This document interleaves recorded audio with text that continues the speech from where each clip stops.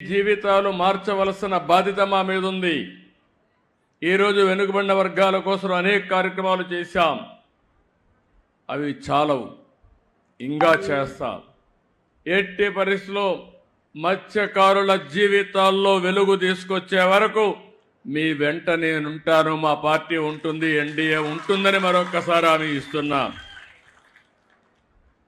10 నెలలైంది. అనేక సమస్యలున్నాయి గవర్నమెంట్లో. నేను 4వసారి ముఖ్యమంత్రి. ఎప్పుడూ లేని ఇబ్బందులు చూస్తున్నా. నాకే అర్థం కావడం లేదు. ఎటు చూసినా గందరగోళమే. ఏం చేశారో నాకు అర్థం కాలేదు. దగ్గర 10 లక్షల కోట్ల రూపాయలు అప్పు చేశారు. ఎక్కడ పెట్టారంటే ఎక్కడ పెట్టారో అది కూడా అర్థం కాల. లెక్కలు కూడా లేవు. అవన్నీ చూసిన తర్వాత అయితే నా ఇబ్బందులు మీకు చెప్పి మిమ్మల్ని ఇబ్బంది పెట్టను. ఎన్ని ఇబ్బందులున్నా మీ సమస్యలు పరిష్కారం చేస్తామని మరొక్కసారి మీ అందరికీ హామీ ఇస్తున్నాం. 93% గెలిపించారు మా ఈశ్వరరావు గారు, ఎన్డీఏ అభ్యర్థి. మిత్రపక్షంలో ఇవాళ చూస్తే ఆలోచించిన తర్వాత ఈశ్వరరావు గారు రిపోర్ట్ తెప్పిస్తే నేను కూడా తెప్పించుకున్నాను. మళ్ళీ సీటు గెలవాలి కాబట్టి మీలో ఒకటిగా ఉన్నాడు, మంచి పేరుందంటే ఇస్తే 30,000 ఓట్లతో గెలిపించారు మీరందరూ.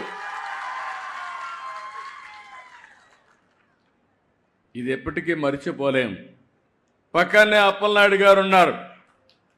మొన్నటి ఎవరికో కార్యకర్తగా తిరిగాడు ఇదే నియోజకవర్గంలో. నేను ఆలోచించాను, నమ్మకస్తుడు, మంచి వ్యక్తి, ఎందుకు ఎంపీగా పెట్టకూడదని ఒక కార్యకర్తను ఎంపీ చేసిన పార్టీ ఎన్డీఏ. ఇవన్నీ కూడా సాధ్యమైనప్పుడు మీ జీవితాల్లో మార్పు తేలేమా అని నేను అడుగుతున్నా. ఇప్పుడే ఎమోషనల్గా మా రామ్మోహన్ నాయుడు మాట్లాడాడు. శ్రీకాకుళం నేరుగా మీరు హైదరాబాద్ పోతే కూకట్పల్లిలో శ్రీకాకుళం కాలనీ ఉంటుంది. ఢిల్లీకి పోతే శ్రీకాకుళం కాలనీ ఉంటుంది. ఎక్కడ పోయినా శ్రీకాకుళం కాలనీ ఉంటుంది. ఆర్మీలో ఎక్కువ ఎవరు దేశాన్ని కాపాడడానికి పనిచేస్తారంటే దానికి చిరునామా కూడా మళ్ళీ శ్రీకాకుళమే. అలాంటి త్యాగాలు చేశారు. వేరే రాష్ట్రాలకు పోయి ఆ ప్రాంతాల అభివృద్ధి కోసం మీరు పనిచేస్తున్నారు. అందుకే ఇక్కడ చూశాను, మా నాయకులు కూడా రోషం రావాలని చెప్పాను. 26 జిల్లాలుంటే 26 జిల్లాల్లో తక్కువ తలసరి ఆదాయం, దీన్ని ఇంగ్లీష్లో పర్ క్యాపిటా ఇన్కమ్ అని మాట్లాడతాం. తలసరి ఆదాయం అంటే ఆ ఇంట్లో ఎంతమంది ఉంటే అంతమందికి కలిసి అంతే ఆదాయం వస్తుంది. అంటే అంత తక్కువ ఆదాయం రావడానికి ఇక్కడ ఎలాంటి కొరతలు ఉన్నాయి? తెలివితేటలకు కొరత లేదు. నాయకత్వానికి ఏమాత్రం కూడా తక్కువ కాదు. వనరులైతే వంశధార ఉంది, నాగావళి ఉంది, నిరంతరం నీళ్లు వస్తాయి, సముద్ర తీరం ఉంది. నేషనల్ హైవే ఎక్కువ ఉండే జిల్లా శ్రీకాకుళం జిల్లా. ఇంకో పక్కన గనులున్నాయి, బంగారు బండే భూమి కూడా ఉంది. ఇవన్నీ ఉన్నప్పటికీ కూడా ఇంకా వెనుకబడి ఉన్నారు. నేను అందుకని ఒక సవాలుగా తీసుకున్నా, అవసరమైతే మళ్ళీ వస్తా, ఈ జిల్లాను బాగు చేసే వరకు నేను మీకు అండగా ఉంటానని ఈరోజు మీకు మాట ఇస్తున్నా. అనేక సంక్షేమ కార్యక్రమాలకు నాంది పలికాం.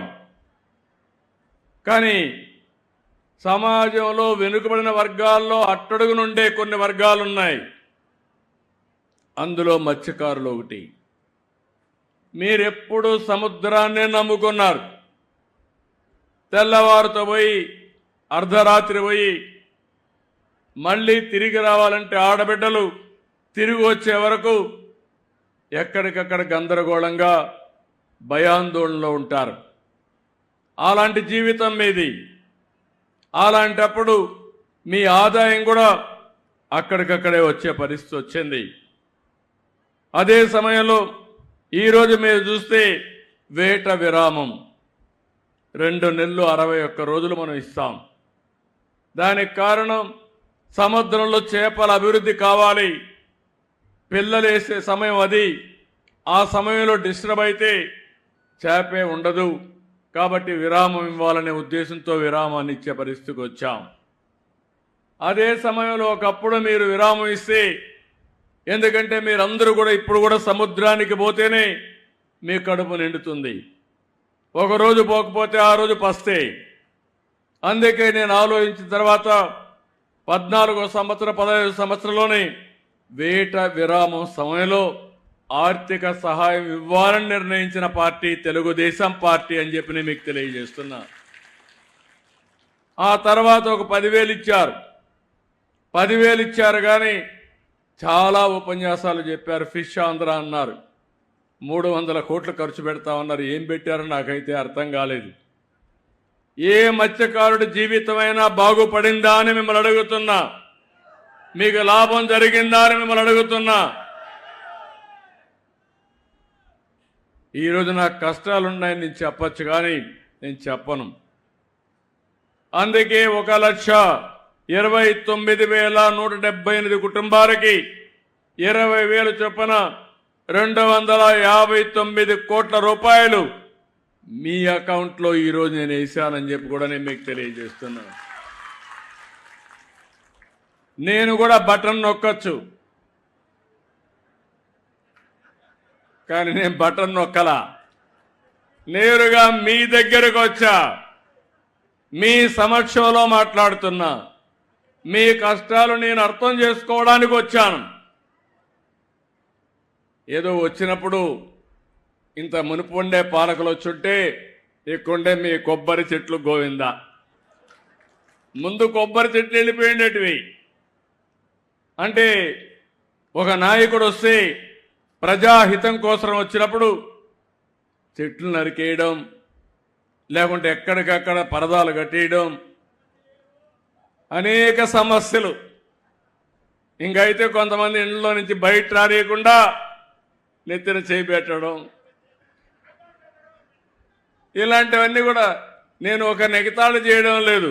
కానీ నేను చెప్పేది ఏంటంటే, ఎప్పుడు కూడా ప్రభుత్వం అనేది ఒక బాధ్యతగా ఉండాలి.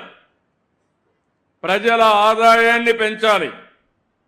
మీ జీవన ప్రమాణాలు మెరుగుపరచాలి. నేను విశాఖపట్నం భోగాపురం ఎయిర్పోర్ట్ ఇచ్చాను. నేనుంటే 1 సంవత్సరంలో పూర్తయ్యేది. వీళ్ళు వచ్చారు, మొత్తం మార్చారు. ఏమైనా వచ్చిందంటే రాలేదు. మళ్ళీ నేనే వచ్చి దాన్ని పూర్తి చేసే పరిస్థితి ఇప్పుడు వచ్చింది. రాబోయే రోజుల్లో ఈరోజు ఇంకొక విషయం కూడా గుర్తుపెట్టుకోవాలి. ఒకప్పుడు రామ్మోహన్ నాయుడు గారి తండ్రి ఎర్రమనాయుడు గారు కేంద్ర మంత్రిగా ఉండి శ్రీకాకుళానికి ఉద్దానానికి నీళ్లు తీసుకొచ్చారు.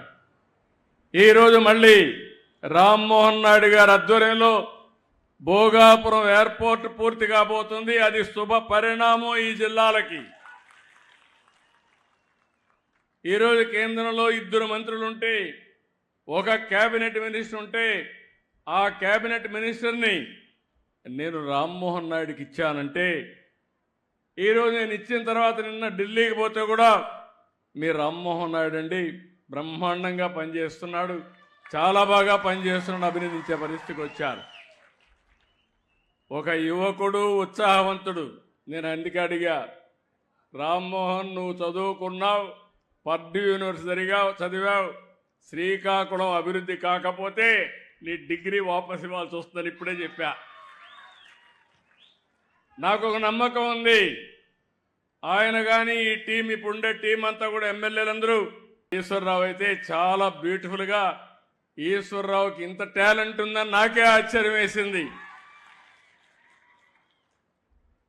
అలాంటి ఇప్పుడు కూడా మీతో మాట్లాడినప్పుడు చూశారు ఎంత కన్విన్సింగ్గా మనసు కరిగిపోయేట్టుగా చాలా మీ సమస్యలన్నీ పూసకొచ్చినట్టు చెప్పగలిగాడంటే ఒక ప్రజాప్రతినిధికి ఉండవలసిన లక్షణాలు ఇవని చెప్పి కూడా నేను మీకు తెలియజేస్తున్నా. ఇలాంటి టీం ఉన్నప్పుడు ఎందుకు అభివృద్ధి కాలేమని మిమ్మల్ని అడుగుతున్నా.